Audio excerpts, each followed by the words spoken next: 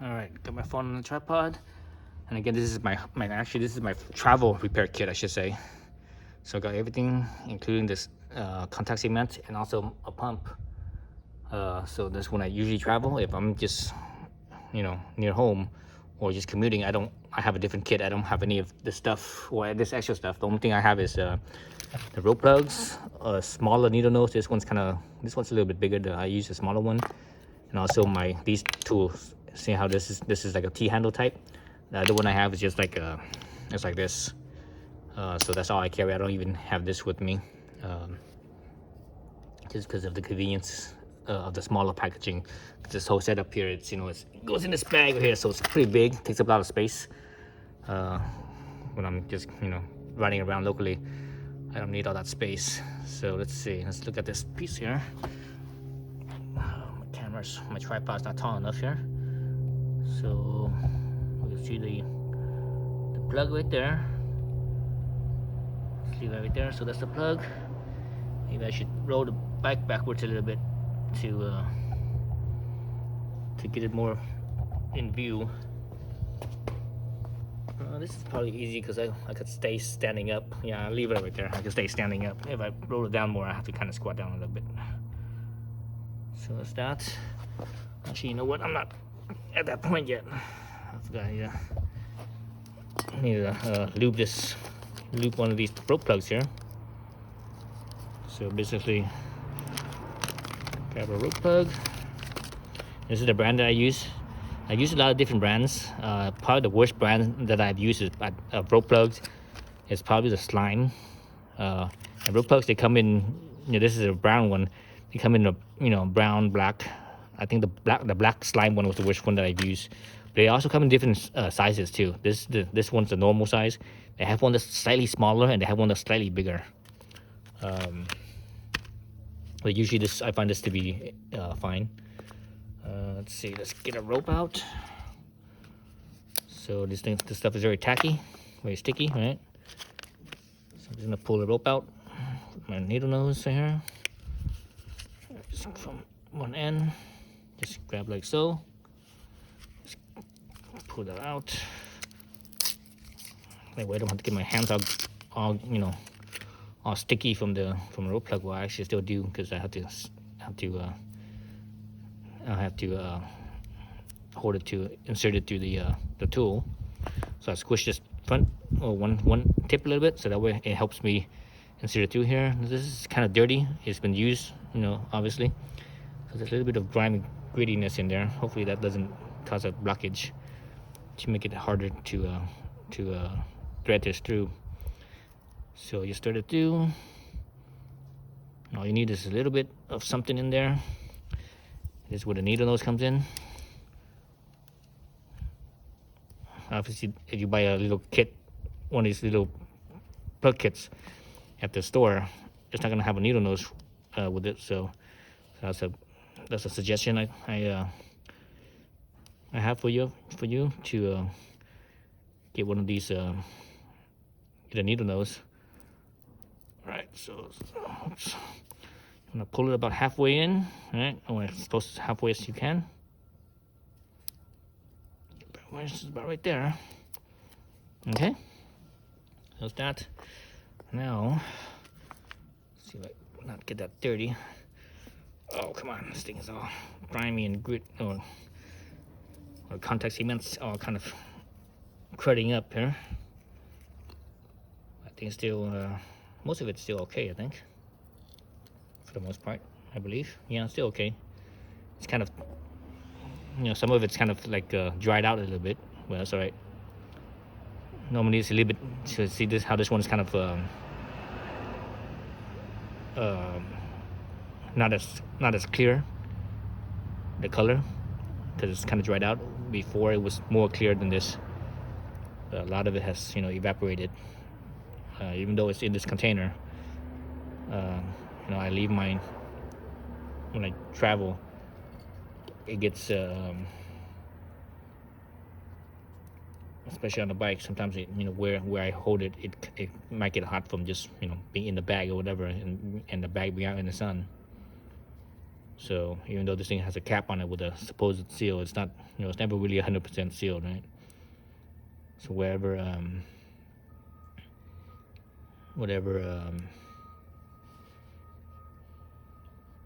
evaporates and escapes out, it loses a little bit of its liquidiness. So now it's not as, you know, not as liquidy. That's enough. So since it's really kind of semi-dry to begin with, it doesn't need much time. Normally, when it's, you know, when this hardened cement is fresh, you need to give it at least 5 minutes for the surface of it to lose the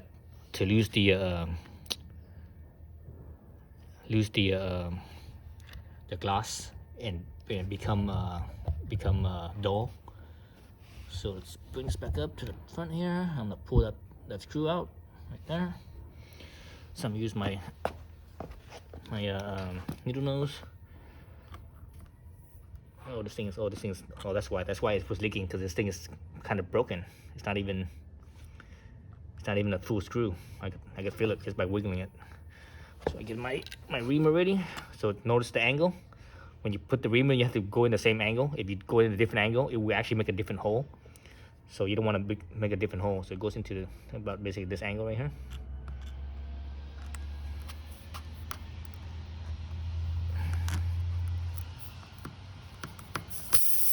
Oh, it's the full screw, so it's not broken. Just a short one. I thought it was a long one. All right. So use that same hole. Okay. The purpose of this reamer here is to make sure that the hole is to size, and also it's kind of cleaned out a little bit. It cleans out the hole a little bit. So basically, I'm just going in that full length of where it's where the reaming surface is. How you see how it's kind of has like this abrasive surface, so it cleans out your hole. So I'm just ready to put it in. So I did it. I was spinning it while I was putting it in, and I spin it as I put it out, so that reams out the hole, and it also cleans it out at the same time. Okay, and you hear it leak a lot more after that. I'm gonna go in this direction here. The reason why I put in this direction this way is because of the thread, oh,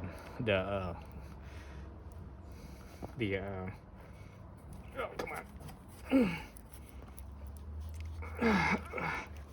Jeez. I think I had it at the right angle. Because of the void of the thread, of the tread, I should say, not thread, tread. Oh, come on. Jeez, the tire's already kind of flat. You see how much it dent in? Okay, once it's in, be very careful. Don't push it in too hard. Otherwise, it'll slip all the way in, and you have to do this all over again. And you have an extra nugget in your tire just floating around, causing your tire to be off balance. So I usually push it in until it's about a 1/4 inch or so from the surface, which is about right there. Then, and notice when I did this, I didn't twist it. You don't want to do that. If you twist it, the rope will tangle onto the tool, and it won't stay in when you pull it out. So now I just pull it out, and that's it. And I'm done. So I'm gonna leave this for a few minutes. I'm gonna pump up the tires, and now it's kind of low again. Pump up the tires, and it should be good. Let's see.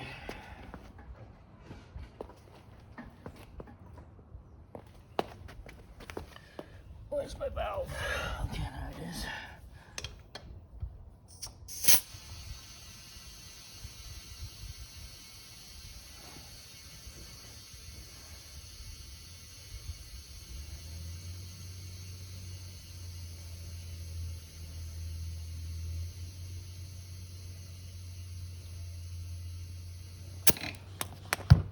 Nice and hard.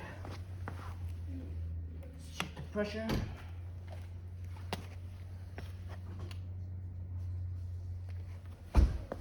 Check the pressure. This tire should be the pressure should be 34. Zero says 34. If it's another manufacturer, like the like whatever brand, they usually say 41 or 42, and that's not that's only true if you're using if the bike is fully loaded to its maximum capacity. When it's not, it shouldn't be that much. It should be less. So that's what I like about the Zero. They only give a 34, and 34 is good for just normal, normal riding. Even I think even at fully loaded, that might be kind of high, but so that 34 psi is at 68 degrees. So right now the tire's been sitting out in the sun for a little bit, so it's actually warmer. It's actually here I have my temperature gauge here. It's showing 100. It's showing 100 degrees right here, right at the surface right here. Actually, it's showing 100. Yeah, about 100 degrees. But if I point it where it's shady, it's showing about 83. Let's call it 85. Let's say 85. So this right here is at the surface. That doesn't mean that underneath and the inside is 80 or 100 degrees. Doesn't mean the inside is 100 degrees. So on the other side in the shade it was 83. So let's call the whole thing 85 degrees. So that means it's about 15 degrees over the specification of 34. As me at 34, it needs to be 68. So so that means, you see, that's about 15 degrees. So a tire usually gains about 1 psi for every 10 degrees. So at 15 degrees, it's gonna be about 1.5 psi over. So that's where I should leave it at. So 34, 35, 30, 35 and a half basically. Let's say 36. Let's call it 36. So I'm going to pump this up to 36, or have set at 36, I should say. So right now it's at 40. I'm going to bring it down to 36.